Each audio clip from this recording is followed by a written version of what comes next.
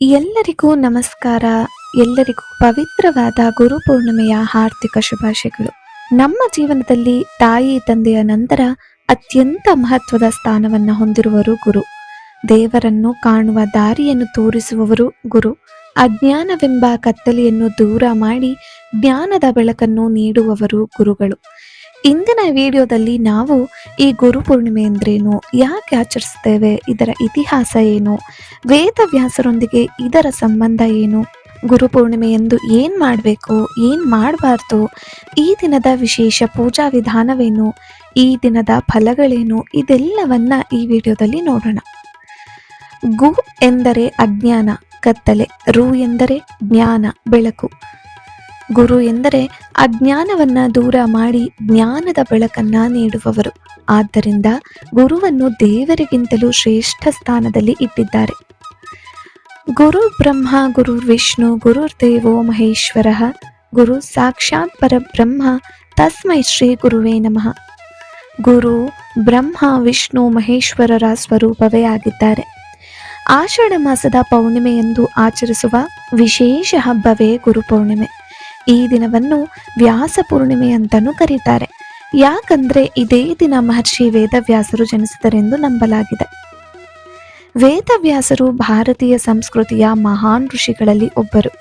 ಅವರು 4 ವೇದಗಳನ್ನು ವಿಭಾಗ ಮಾಡಿದವರು, ಮಹಾಭಾರತವನ್ನು ರಚಿಸಿದವರು, 18 ಪುರಾಣಗಳನ್ನು ಸಂಗ್ರಹಿಸಿದವರು ಎಂದು ಪರಂಪರೆ ಹೇಳುತ್ತೆ. ಬ್ರಹ್ಮಸೂತ್ರಗಳನ್ನು ರಚಿಸಿದವರು. ಭಾಗವತ ಮಹಾಪುರಾಣದ ಪರಂಪರೆಯೊಂದಿಗೆ ಅವರ ಹೆಸರು ಆಳವಾಗಿ ಸಂಬಂಧಿಸಿದೆ. ಅದಕ್ಕಾಗಿ ಅವರನ್ನು ಜಗದ್ಗುರು ಎಂದು ಗೌರವಿಸಲಾಗುತ್ತೆ. ಅವರ ಗೌರವಾರ್ಥವೇ ಗುರು ಪೂರ್ಣಿಮೆಯನ್ನು ಆಚರಿಸಲಾಗುತ್ತದೆ. ಸನಾತನ ಧರ್ಮದಲ್ಲಿ ಗುರು ಶಿಷ್ಯ ಪರಂಪರೆ ಸಾವಿರಾರು ವರ್ಷಗಳಿಂದ ಇದೆ. ಪ್ರಾಚೀನ ಕಾಲದಲ್ಲಿ ವಿದ್ಯಾರ್ಥಿಗಳು ಗುರುಕುಲದಲ್ಲಿ ವಿದ್ಯಾಭ್ಯಾಸ ಮಾಡುತ್ತಿದ್ದರು. ಗುರು ಕೇವಲ ಪಾಠವನ್ನಷ್ಟೇ ಅಲ್ಲ, ಧರ್ಮ, ನೀತಿ, ಸಂಸ್ಕಾರ ಮತ್ತು ಜೀವನದ ಮೌಲ್ಯಗಳನ್ನು ಕಲಿಸುತ್ತಿದ್ದರು. ಆ ಪರಂಪರೆಯನ್ನು ಸ್ಮರಿಸುವ ದಿನವೇ ಗುರು ಪೂರ್ಣಿಮೆ. ಈ ದಿನ ಗುರುಗಳ ಆಶೀರ್ವಾದವನ್ನು ಪಡೆಯಲು ಅತ್ಯುತ್ತಮವಾದ ದಿನ. ಹೊಸ ವಿದ್ಯೆಯನ್ನು ಆರಂಭಿಸಲು ಶುಭ ದಿನ. ಮಂತ್ರ ದೀಕ್ಷೆ ಪಡೆಯಲು ಅನೇಕ ಪರಂಪರೆಗಳಲ್ಲಿ ಶುಭವೆಂದು ಪರಿಗಣಿಸಲಾಗುತ್ತೆ. ಆತ್ಮೀಯ ಸಾಧನೆಗೆ ಉತ್ತಮ ದಿನ. ಮನಸ್ಸಿಗೆ ಶಾಂತಿ ದೊರೆಯುತ್ತೆ, ಜ್ಞಾನ ವೃದ್ಧಿಯಾಗುತ್ತೆ, ಗುರು ಕೃಪೆ ಲಭಿಸುತ್ತೆ ಎನ್ನೋ ನಂಬಿಕೆ ಇದೆ.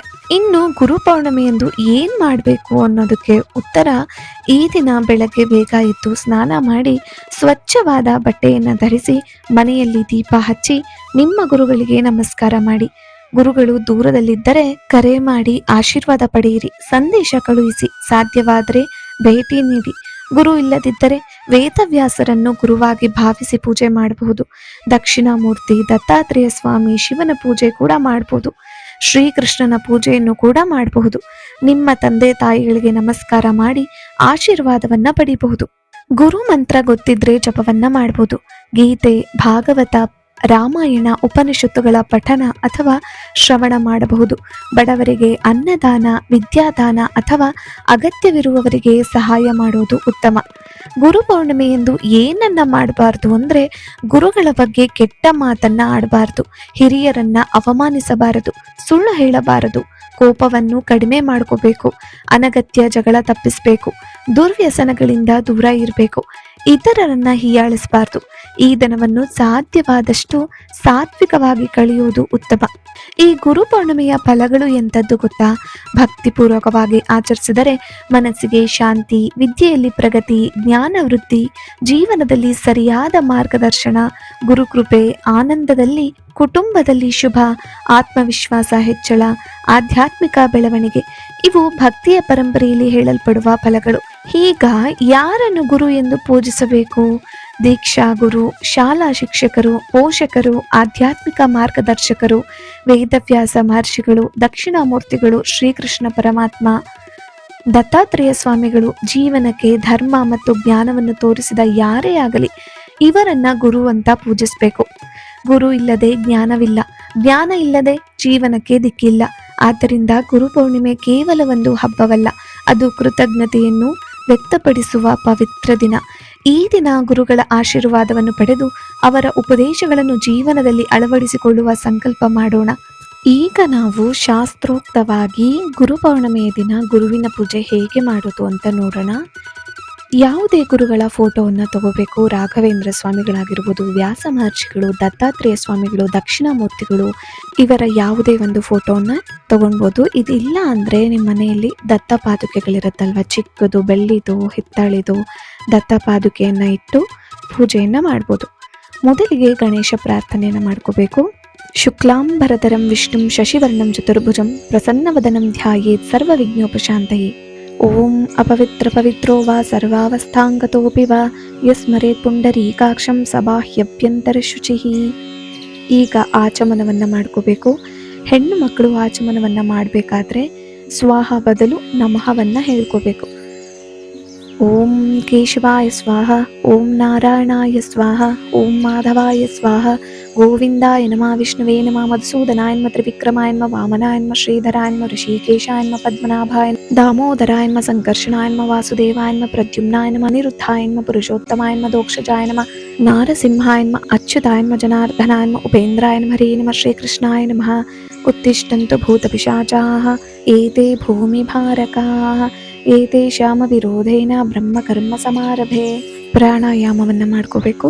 ಪೂರಕಂ ಕುಂಭಕಂ ಚೈವ ರೇಚಕಂ ತದನಂತರಂ ಪ್ರಾಣಾಯಾಮಮಿದಂ ಪ್ರೋಕ್ತಂ ಸರ್ವದೇವ ನಮಸ್ಕೃತಂ. ಈಗ ಸಂಕಲ್ಪವನ್ನು ಮಾಡ್ಕೋಬೇಕು. ಮಮ ಉಪಾತ್ತ ಸಮಸ್ತ ದುರ್ದೈಕ್ಷೇದ್ವಾರ ಶ್ರೀ ಪಾರ್ವತಿ ಪರಮೇಶ್ವರ ಪ್ರೀತ್ಯರ್ಥಂ ಅಥವಾ ಶ್ರೀ ಲಕ್ಷ್ಮೀನಾರಾಯಣ ಪ್ರೀತ್ಯರ್ಥಂ ಅಸ್ಮಾಕಂ ಸಹ ಕುಟುಂಬಾನಾಂ ಕ್ಷೇಮ ಸ್ಥೈರ್ಯ ವಿಜಯ ಅಭಯ ಆಯುರಾರೋಗ್ಯ ಐಶ್ವರ್ಯಾಭಿವೃದ್ಧ್ಯರ್ಥಂ ಧರ್ಮಾರ್ಥ ಕಾಮ ಮೋಕ್ಷ ಚತುರ್ವಿಧ ಪುರುಷಾರ್ಥ ಫಲ ಸಿದ್ಧ್ಯರ್ಥಂ ಧನಧಾನ್ಯ ಸಮೃದ್ಧ್ಯರ್ಥಂ ಇಷ್ಟಕಾಮ್ಯಾರ್ಥ ಸಿದ್ಧ್ಯರ್ಥಂ ಜ್ಞಾನ ವೈರಾಗ್ಯ ಸಿದ್ಧ್ಯರ್ಥಂ ಸಕಲ ಲೋಕ ಕಲ್ಯಾಣಾರ್ಥಂ ವೇದ ಸಂಪ್ರದಾಯಾಭಿವೃದ್ಧ್ಯರ್ಥಂ ಅಸ್ಮಿನ್ ದೇಶೇ ಗೋವಧಾ ನಿಷೇಧಾರ್ಥಂ ಗೋ ಸಂರಕ್ಷಣಾರ್ಥಂ ಶ್ರೀ ಗುರುಪಾದುಕಮುದ್ದಿಶ್ಯ ಷೋಡಶೋಪಚಾರ ಪೂಜಾಂ ಕರಿಷ್ಯೆ. ಗಂಟೆಯನ್ನು ಬಾರಿಸುತ್ತಾ ಆಗಮಾರ್ಥಂತು ದೇವಾನಾಂ ಗಮನಾರ್ಥಂತು ರಕ್ಷಸಾಂ ಕುರು ಗಂಠಾರವಂ ತತ್ರ ದೇಹತಾಹ್ವಾನ ಲಾಂಛನಂ. ಈಗ ನೀವು ಕಲಶ ಇಡೋ ಅಭ್ಯಾಸ ಇದ್ದರೆ ಕಲಶವನ್ನು ಇಟ್ಟು ಈ ಶ್ಲೋಕವನ್ನು ಹೇಳ್ಕೋಬೇಕು.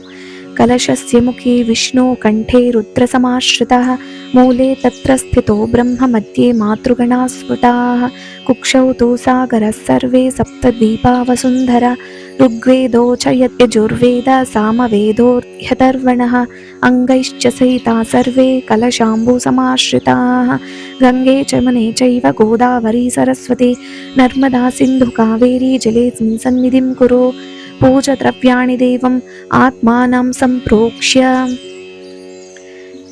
ಗಣಪತಿ ಪೂಜೆಯನ್ನು ಮಾಡ್ಕೋಬೇಕು. ವಕ್ರತುಂಡ ಮಹಾಕಾಯ ಕೋಟಿ ಸೂರ್ಯ ಸಮಪ್ರಭ ನಿರ್ವಿಘ್ನಂ ಕುರು ಮೇ ದೇವ ಸರ್ವಕಾರ್ಯೇಷು ಸರ್ವದಾ. ಈಗ ಗುರುವಿನ ಷೋಡಶೋಪಚಾರ ಪೂಜೆಯನ್ನು ಮಾಡ್ಕೋಬೇಕು.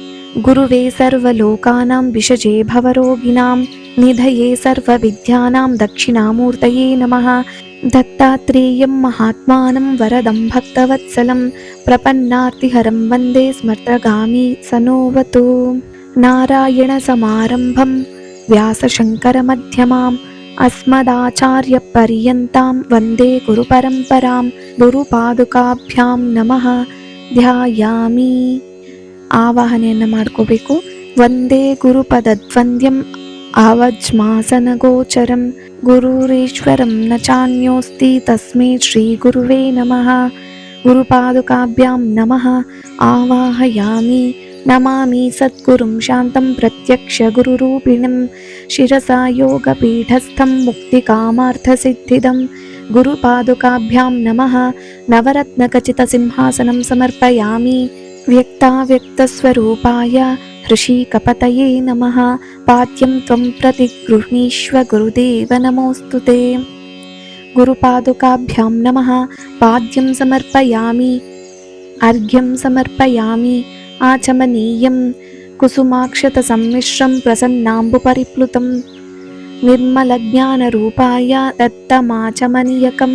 ಗುರುಪಾದುಕಾಭ್ಯಾಂ ನಮಃ. ಆಚಮನೀಯಂ ಸಮರ್ಪಯಾಮಿ.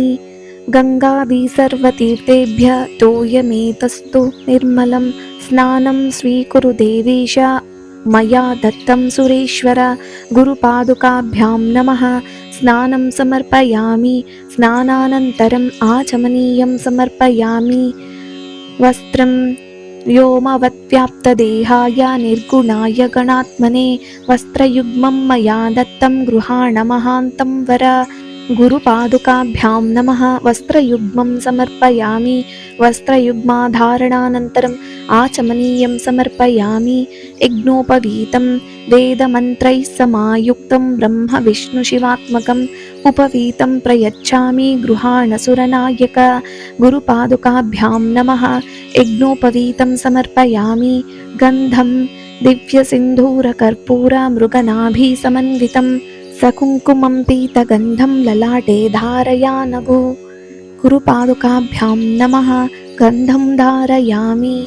पुष्पं माल्यादिनी सुसन्धिनी मालत्यादिवि वै प्रभो।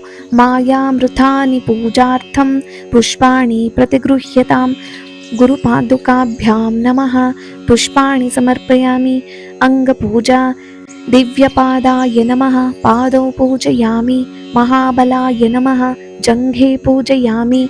ब्रह्मविद्याराय नमः। जानुनी पूजयामि। सिद्धासनाय नमः। ऊरुन् पूजयामि। जितेन्द्रियाय नमः। गुह्यं पूजयामि। सर्वाधाराय नमः। कटिं पूजयामि। ब्रह्माण्डोदराय नमः। उदरं पूजयामि। शिष्यवत्सलाय नमः। वक्षस्थलं पूजयामि। करुणापूर्णहृदयाय नमः। हृदयं पूजयामि। शिवशक्तिस्वरूपाय नमः। स्तनौ पूजयामि। विश्वोद्धारकाय नमः। बाहुन् पूजयामि। वरदाभयहस्ताय नमः।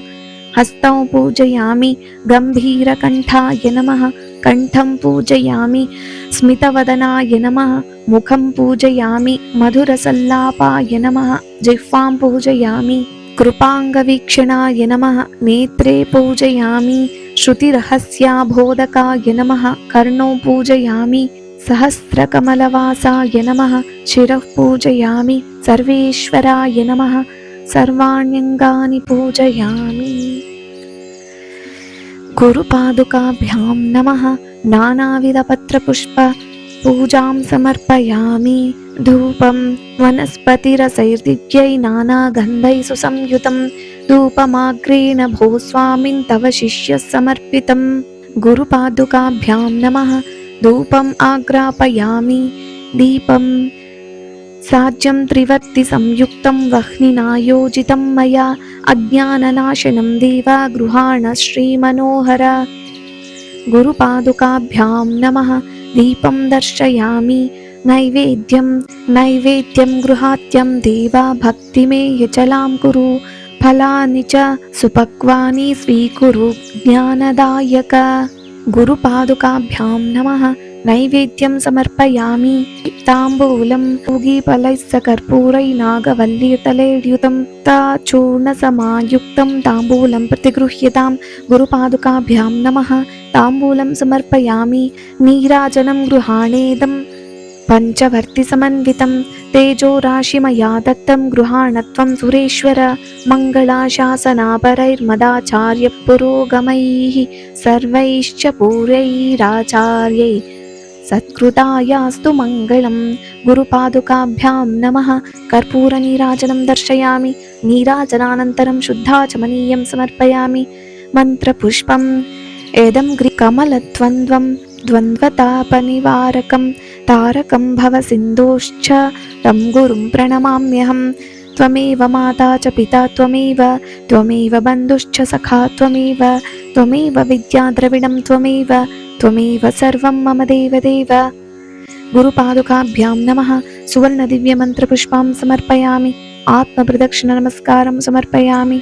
छत्रचामरगीतनृत्य आन्दोलिक अश्वारोहण गजारोहण समस्तराजोपचारान् मनसा समर्पयामि। यदक्षरपदभ्रष्टं मात्राहीनं तु यद्भवेत् तत्सर्वं क्षम्यतां स्वामी गुरुदेव नमोऽस्तुते। अस्मद्गुरुप्रीयतां सुप्रीतो वरदो भवतु।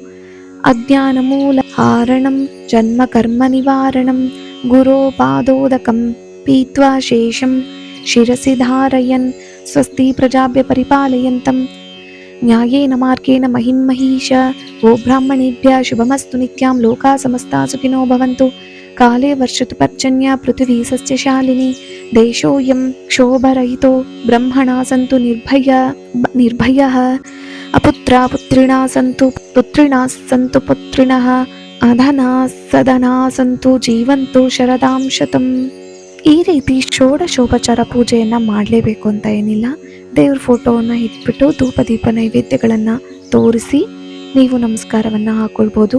ಈ ಪಾದುಕೆಗೆ ಮಾಡಿದ್ದ ನೀರನ್ನು ನೀವು ತಲೆ ಮೇಲೆ ಹಾಕೊಂಡ್ರೆ ತುಂಬ ಒಳ್ಳೆಯದು. ಈ ಪೂಜೆನ ನೀವು ಉಪವಾಸ ಮಾಡಲೇಬೇಕು ಅಂತ ಏನಿಲ್ಲ. ನೀವು ಬೆಳಗ್ಗೆ ಆಗಲಿ ಸಂಜೆ ಆಗಲಿ ಇದನ್ನು ಮಾಡ್ಕೊಳ್ಬೋದು. ಓಂ ಶ್ರೀ ಗುರುಭ್ಯೋ ನಮಃ. ಶ್ರೀ ಕೃಷ್ಣಾರ್ಪಣಮಸ್ತು.